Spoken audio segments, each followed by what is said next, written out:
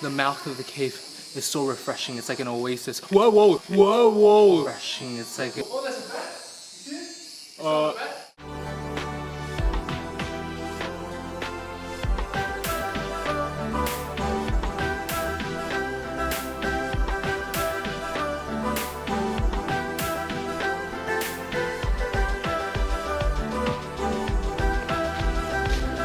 Hey everybody, it's Kyle. No, I'm not Raiden, nor am I your stereotypical tourist here in Vietnam. Don't judge a man by his hat. I am 200 kilometers away from Hue. We just left this morning and here we are at Phong Nha National Park, a place I've never been to before. Supposedly it's very beautiful. I can't wait to check it out. We're gonna hop on a boat here and go see it. Alright, I'm so excited.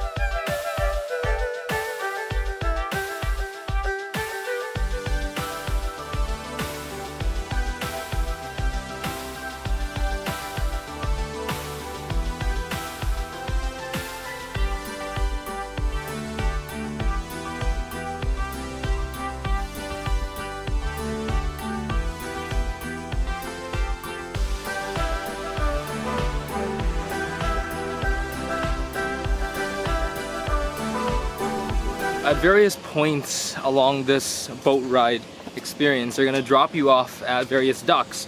And the first one is at Nimbin Cave. And it is a 500 step climb up the side of a cliff.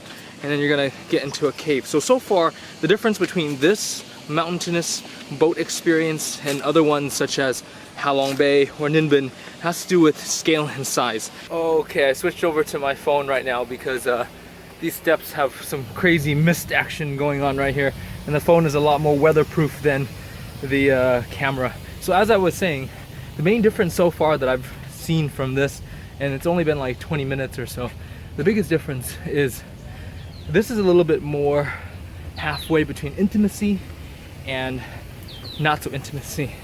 In Halong Bay, you get these giant junk boats, and they're called junks, not just because they're rickety, they're just called junks.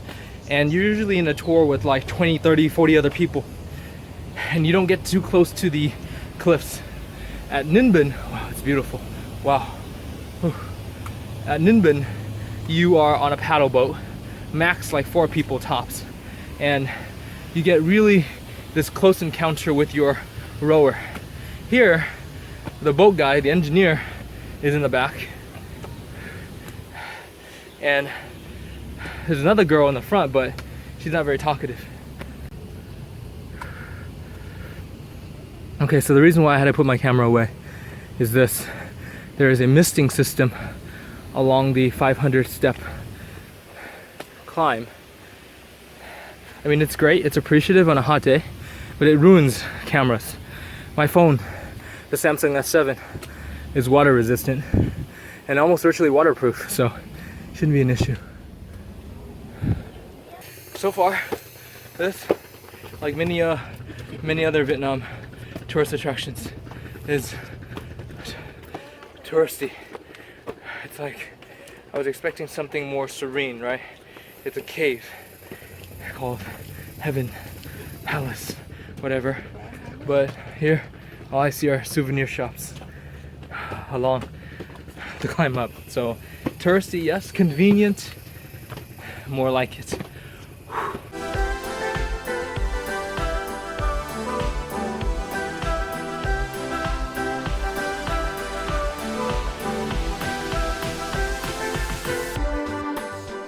In case you were wondering how I do these shots, I just set the tripod down, walk away from it, press record before I walk away from it, and then walk all the way back. That's how I do it. There you go.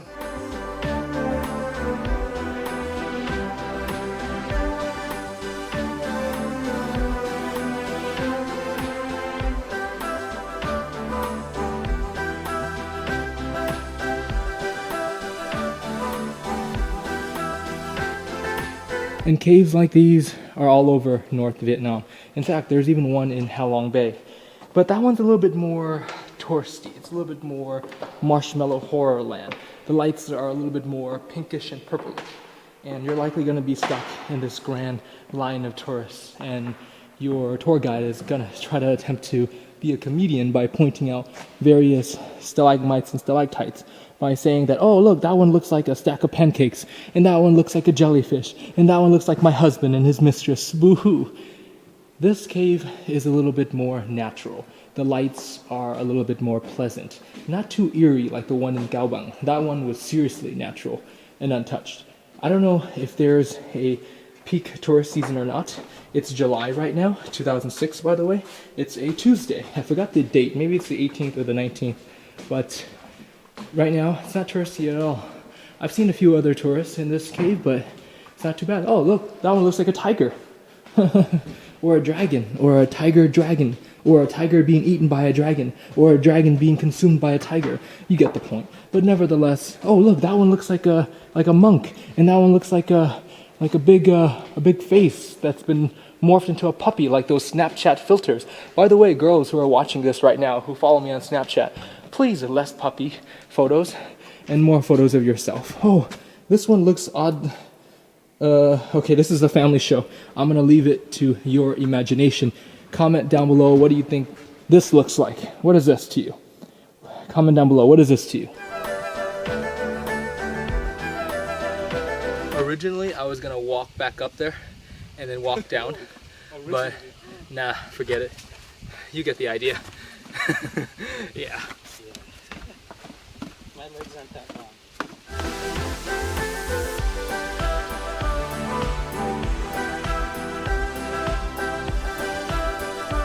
Now that we're here taking a little bit of a break before the next cave, I just want to discuss money really quickly here. This wasn't cheap. In fact, the boat for 2 caves cost 400,000 dong. That's around $18 for all of us. And each person cost 200,000 dong, or around $8-9-ish, just to get into the park. So we paid 1.2 million dong total for today, which is like 50 bucks for 4 hours. It's not that bad, really. But compared to other attractions in Vietnam, like for example Ha Long Bay, you could pay like $20, $25, $30 a person and get a similar experience, but every experience is different. So is it worth it? So far, yes.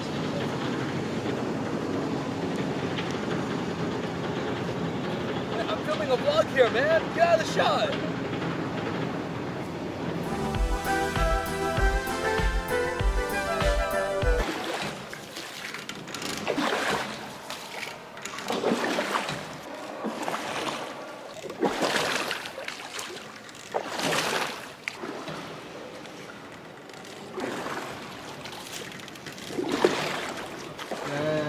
All these people over here. Dang, that's a full boat, man. That's a new series called Full Boats. Okay, so this is the second part of the grand tour here. And this part, the engines are all shut off, and it makes more sense why there are 2 people on board. You are rowed gently underneath the grottos, underneath these gigantic stalagmites and stalactite caves. It's truly beautiful. This is a unique Vietnam experience. And what do I mean by that? Well, as far as I know, there's no other cave here in Vietnam that you can go as deep, as far, as long, and as into a magnificent cave / grotto such as this one here. In Ninh, there's a similar experience, but it's like 1/10 of this. This is magnificent.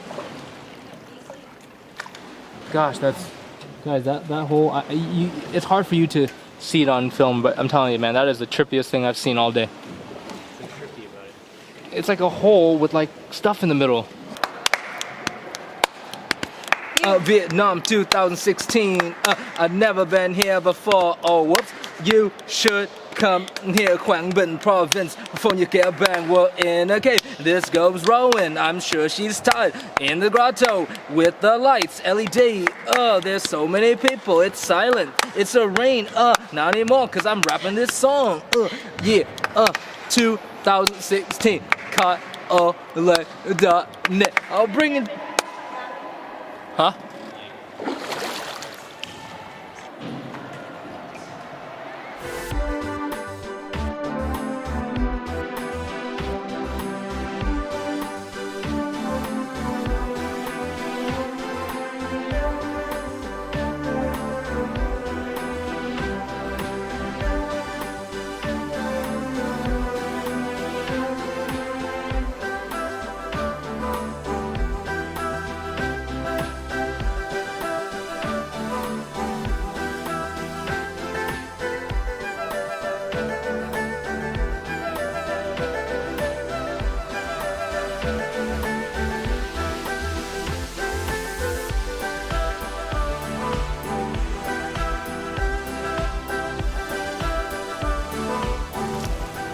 Don't do anything. Just put, what do I do?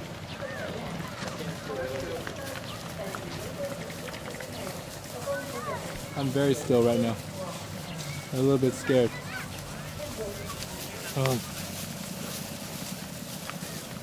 This one looked right at me. It looked right at me. This one looked.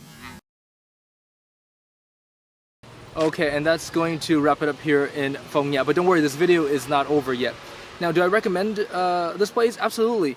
But I still prefer Nimbin over this. If you have never experienced a boat, mountain, grotto, river paddling experience in Vietnam before, Nimbin should be your first step. And I know it's touristy, I know it can be packed, but the scenery is way more natural. Phong Nha, I think it's developing too much. The embankment, the harbor is being developed, and I just don't feel very serene at all times. I mean, don't get me wrong, when the water hit the sun, hit the reflection, it was beautiful. I loved it, right?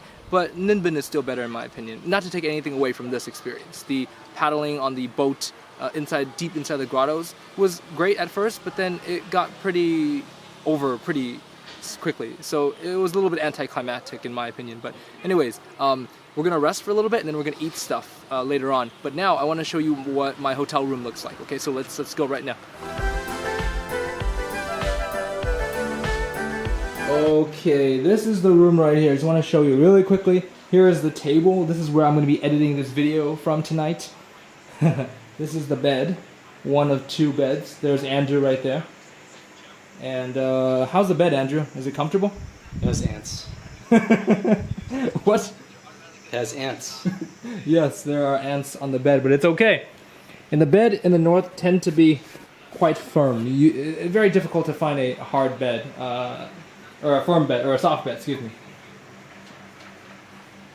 This is the TV.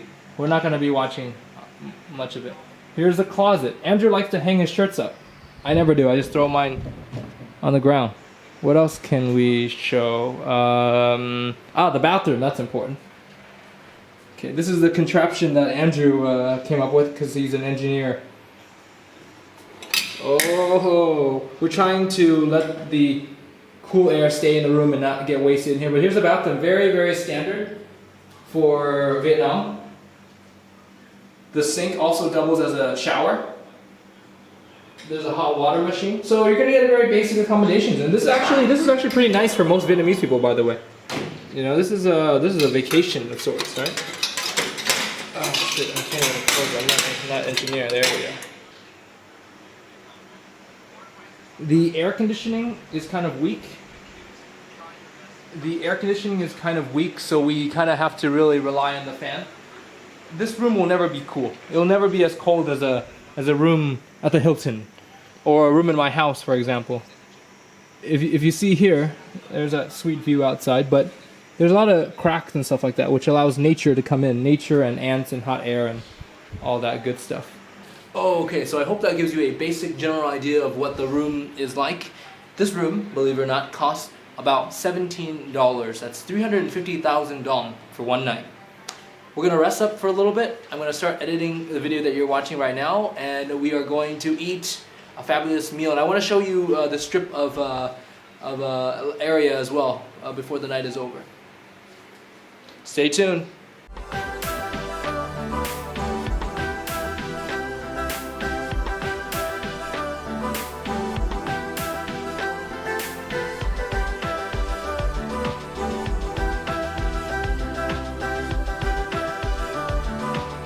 I think a lot of times when people watch these videos, they don't see the downtime with traveling. We went 200 kilometers today, and then afterwards we embraced the sun at full-fledged, and trust me, those conical hats were well worth the $2.40. I felt overcharged, but in the end, they were quite worth it. And don't feel too embarrassed to wear one if you come to Vietnam. Seriously, I'd rather feel embarrassed than be sunburned, which I have been many, many times, so keep that in mind. Yes, even I get sunburned from time to time.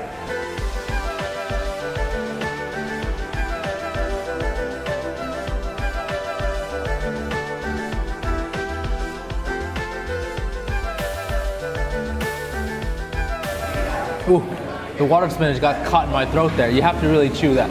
That water spinach came from across the street. In fact, earlier today I saw an old woman picking it from across the street. The pork here, hunted from the wilderness. The rice here, harvested from the fields. Everything is locally grown. That's why it doesn't have that, it's not clean, okay? I'll admit, I'm the first one to admit. It's not that clean, but it's delicious. It's fatty, it's greasy, the rice is dry. It's North Vietnam, man. That's what it's all about.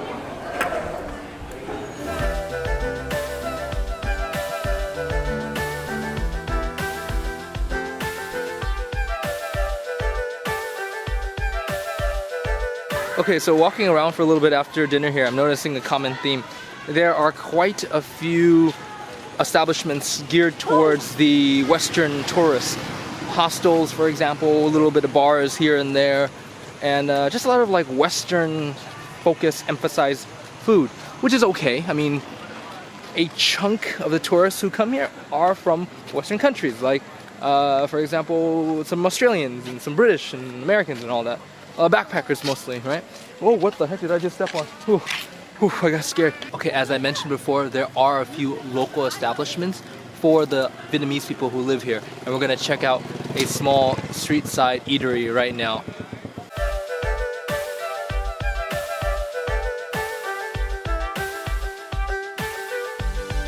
Okay, so typical plastic stool table on the side of the road. A sugarcane machine, quite popular, of course, especially in the heat. And look at all this, look at those fruits along the side of the road. Look at this. Look at this, man. These things look like they were grown in the jungle and just harvested, right? They don't look like they're local, farmed or anything like that, right? Oh look, this appears to be some Vietnamese oranges. The Vietnamese oranges are green, by the way, and they're quite sour. Some apples. Wild peaches right here, and avocado.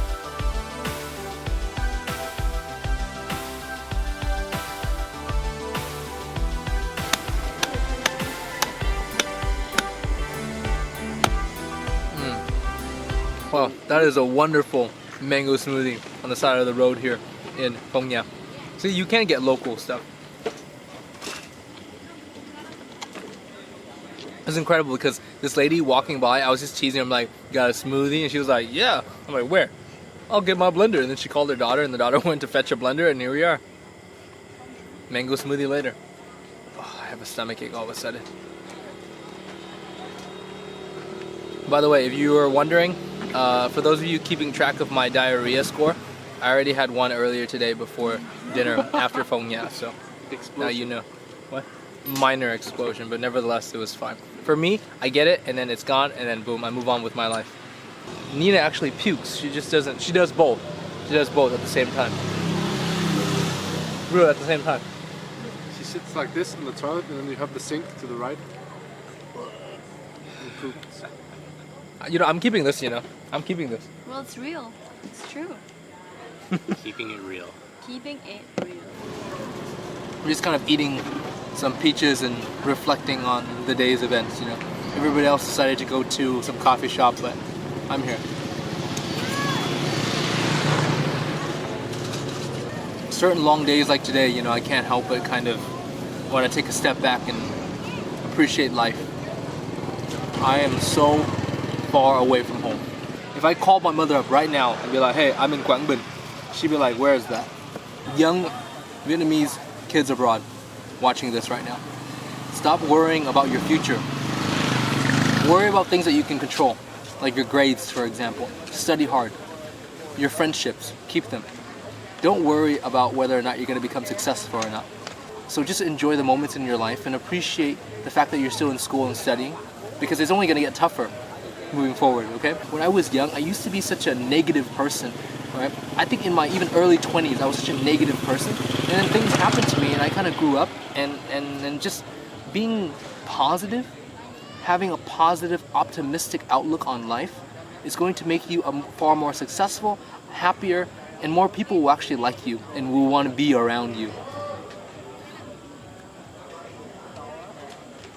The power of positivity. I truly believe it, right? But at the same time, you have to be kind of aware of your surroundings, right? Bye. Bye. See you later.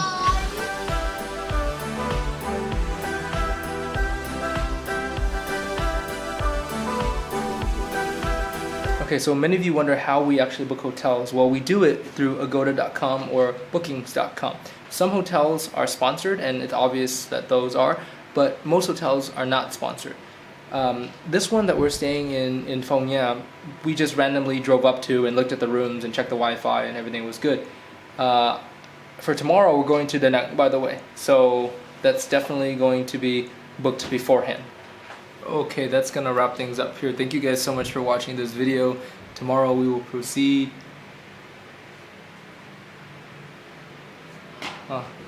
Sometimes when you get a message from somebody like on Facebook, you kind of just stop and feel really excited. You're like, oh, it's that person. And you know, you kind of wish that they were here with you, but it's okay. Anyways, for a whole lot more, be sure to subscribe to this channel because I make new videos all the time. This week continues tomorrow.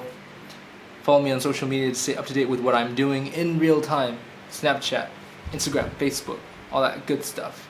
If you have any questions, feel free to leave them down below. I'll get back to you. Any comments, really. I'll try my best to read them all.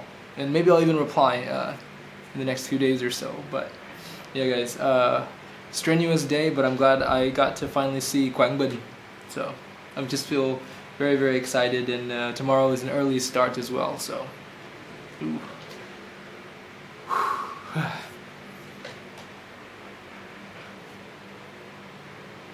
Oh, by the way, I'm not alone.